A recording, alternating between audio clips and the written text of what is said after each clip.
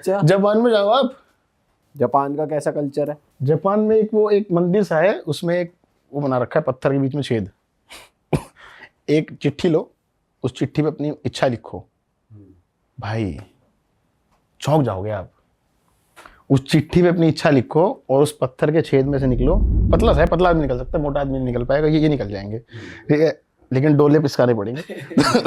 उसमें से निकलो, वापिस आओ और वो चिट्ठी चिपका दो। वो मानते हैं इच्छा पूरी हो जाएगी। और लोगों ने भाई क्या क्या लिखा हुआ था, मैं चाहती हूँ उसकी जिंदगी बर्बाद हो जाए, मैं चाहता हूँ उसका ब्रेकअप हो जाए, मैं चाहता हूँ वो लड़की मेरे बस में आ जाए। Mainly relationship issues, but negative, too much negative. Japan एक ऐसा देश है जिसके बारे में बोला जाता है कि यहाँ आपको कुछ भी मिल सकता है। Anything you think about you can get it in Tokyo, Japan. वहाँ पे यूज्ड पैंटीज तक बिकती हैं, ऐसी अफवाह है। हाँ, एक यात्री डॉक्टर भाई आए थे, वो बता रहे थे कि वेंडिंग मशीन में से निकलती है। मैंने खोजी, मुझे मिली नहीं वो कभी। मैं एक दिन खोजने निकला, है कहाँ ये वेंडिंग, कौन सी वेंडिंग मशीन है यार? कहाँ है ये, पर वो छुपी भी रहती हैं चीजें। लेकिन इन जनरल वहाँ पे फैंटेसी की सारी चीजें मिल जाएंगी आपको, जो फैंटेसी आप सोच सकते हो। वहाँ पे लव होटल्स खुले हुए हैं यार, लव होटल्स, बड़े तगड़े चीज होती है वो। अरे मैं तो गलती से घुस गया था एक बार लव होटल में, मुझे क्या पता लव होटल है। मैं तो कमरा देखा, सुंदर लग रहा, लाल रंग का कमरा है, गोल बेड है, बाथिंग टब है रूम में, चेयर वेयर रखी है अजीब सी, पोल वोल बने हैं। मैं कैसे में रहेंगे आज रात को। अब मैं गया, कह रहे आप अकेले हो? हाँ अकेले हो, हाँ सच में कोई नहीं आपके साथ? नहीं, एंजॉय योर स्टे। तो अंदर किया, मैंने लाइव स्ट्रीम ऑन कर दिया। गाइस देखो कितना सुंदर कमरा है। बोले भाई तुम रेड रूम में आ गई। अपने साथ ही करोगे क्या? मुझे नहीं पता क्या। ऐसे गोल बेड, कमरे के अंदर बाथरूम, उसमें नंगे नहा सकते हो आप, पोल्स बने हुए डांसिंग करने के। मुझे बाद में समझ आया, अच्छा ये था क्या ये। तो जापान में ऐसे फैंटेसी रूम होते हैं, आप 2 घंटे के लिए बुक करो, उसमें अंदर सारी फेटिश होंगी, आपको हथकड़ी वगैरह बनाएंगे, आप अपने कपल से जा सकते हो, मतलब अपने कपल में कुछ भी कर सकते हो। तो जापान में पता लगा एक ऐसा गांव है जहाँ पे इंसान नहीं रहते, इंसान छोड़ चुके हैं। और उन इंसान के बदले एक बूढ़ी औरत ने उन सबके नाम की गुड़िया बना दी, इंसान के साइज की पुतले। वो बुढ़िया वहीं रहती है? वो बुढ़िया दिन में वहीं रहती है, रात को चली जाती है। रात को वहाँ कोई नहीं रहता, नथिंग। और वहाँ पहुँचना थोड़ा डिफिकल्ट है, आपको ट्रेन या बस लोकल टैक्सी बदल बदल के जाना पड़ेगा, इसलिए लोग अवॉइड करते हैं। पर आपको कैसे पता चला इसके बारे में? मैं तो चैट जीपीटी से पूछ रहा था जापान में क्या क्या खास है। उसने कहा स्केयर करो विलेज। मैंने कहा अब ये तो, but no one does it. अब तो करना ही है, मना कर रहे हो तो करना ही है। तो मैं पहुंचा, भाई साहब 4:30-5 बजे मैं पहुंचा, और मैं देख के हैरान हो गया था भाई।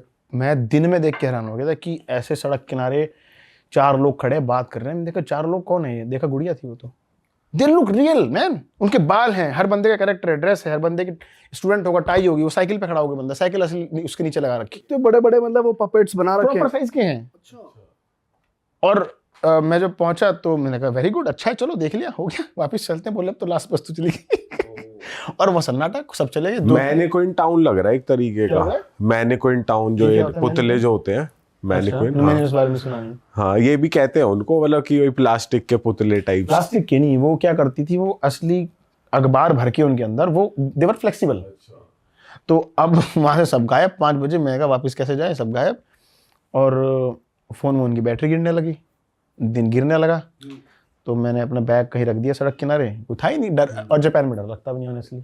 तो मैं 2 घंटा घुमाऊं, खटकाया दरवाजे, पानी, खाना, होटल, रेस्टोरेंट। और घर कैसे बने हुए हैं, मतलब ठीक है? फिर कोई रहता ही नहीं उनमें, घर है बस खाली, अबेंडेंट, सब अबेंडेंट। और अंदर फर्नीचर वर्नीचर सब रखा है अंदर, किचन फर्नीचर सब है, छोड़ चुके धूल लोग। धड़क्कड़ पूरा, मकड़ी के जाले। हाँ सब। 1-2 में मैं खोला, अंदर कोनिचिवा, मतलब हेलो कोनिचिवा को गया नहीं रहा। मुझे लगा कोई ये ना लगा दे। और अंदर पुतले नहीं है जैसे बाहर दिख रहे हैं आपको, कि घर के अंदर भी पुतले लगा रखे हैं, डॉल? घर के अंदर एक घर में थी और उसी घर में रुका था मैं। 2 घंटे में घूमा भाई, पानी तो मिल जाए। तो वहाँ एक नदी सी वो बह रहा था, नाला सा, और उसमें बुढ़ा अंकल खड़ा था। मैं कहा अंकल पानी। 2-3 किलोमीटर आगे जाके अंकल ने पानी दे दिया। मैं कहा चलो एक बुढ़ा तो है अभी, ठीक है।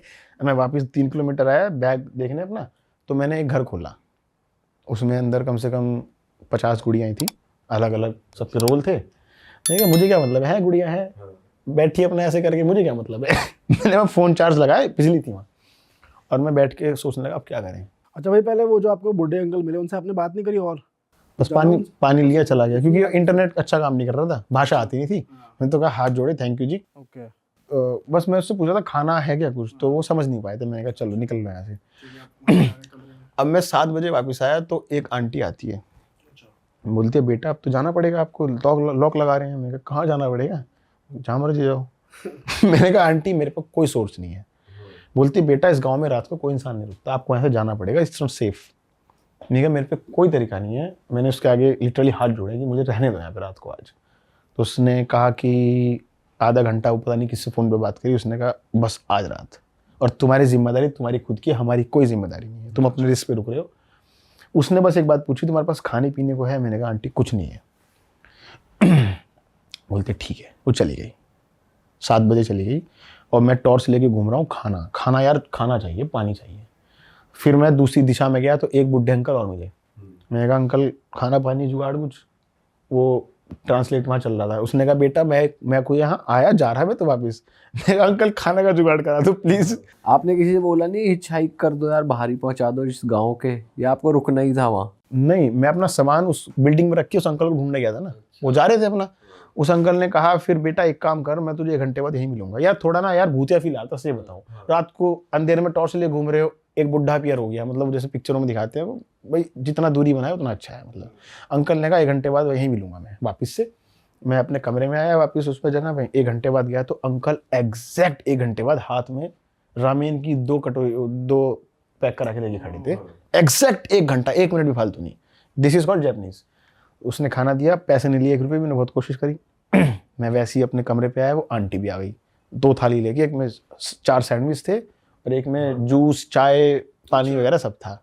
बेटा तुम्हारा रात का स्टॉक, अब मैं जा रही, अब तू तेरे पे है भाई तू। तो आपने उस आंटी से भी नहीं पूछा भाई लोग कहाँ हैं यहाँ, ये क्या चल रहा है? सब छोड़ चुके इस गाँव, अबैंडन गाँव है। तो आंटी भी चली गई और मैं वहाँ अकेला। बोली अंदर ही रहिए, बाहर ना जाइए यहाँ से। मैंने कहा ठीक है। वो कुंडा सा मार के चली गई। मैंने हाथ डाल के कुंडा खोल लिया था बाद में। अब बजे रात के 3, बोलते 3 बजे सबसे खतरनाक टाइम होता है, और अपन को चुल मची कि देखने क्या खतरनाक है। जैसे जैसे वो 7 बजे 3 बजे ना, वो जो कमरे में गुड़ियाँ थी, वो ऐसा लग रहा कि वो जैसे अब लगने लगा मेरे को दिख रही सारी हैं, साइकोलॉजी।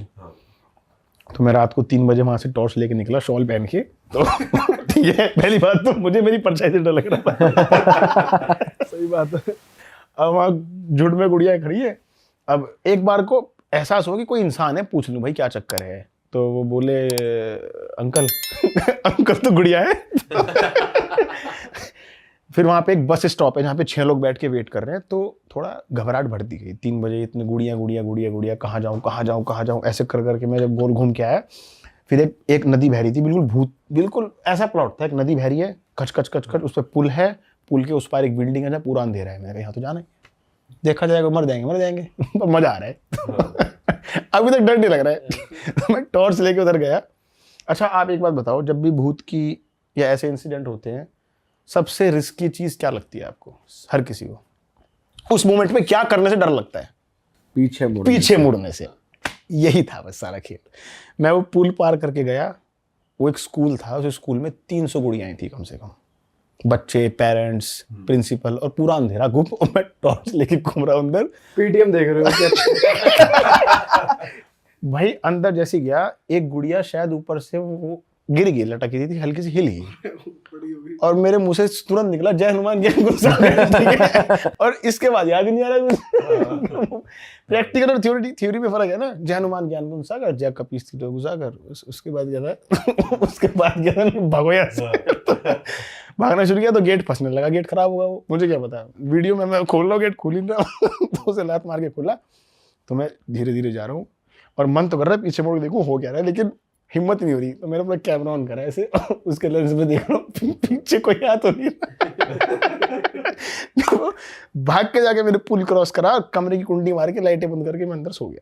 वो वीडियो इतनी वायरल गई थी कि कोई बंदा वहां रात को रुक के नहीं आया आज तक कभी, ऑन कैमरा। ऑफ कैमरा मुझे नहीं पता। और ये नहीं पता लगा कि क्यों गए लोग वहां वो गांव छोड़ के। ये बोलते हैं कि उस गांव से सारे लोग शहर में शिफ्ट हो गए थे और कुछ वहां पे दिक्कत आई थी, इससे सब लोग छोड़ने शुरू कर दिए। उस औरत को दुख फील हुआ कि मैं एक याद बनाऊंगी सबकी, और उस याद के चक्कर में चीज बना दी। अरे वाह, आपने ये वीडियो यहाँ तक देख ली भाई, तुमने हमारी मेहनत सफल कर दिया। तुम ही लोग हो असली रियल हिट। और अगर आपको बहुत मज़ा आ रहा है ऐसी क्लिप्स में, ऐसी वीडियोस में, तो फटाफट जाइए प्लेलिस्ट पे, बिंज वॉच कीजिए और सारी वीडियोस देख डालो और मौज काटो। That is it. हम मिलेंगे नए पॉडकास्ट में, नए क्लिप में। Till then bye bye, see you, take care, do subscribe.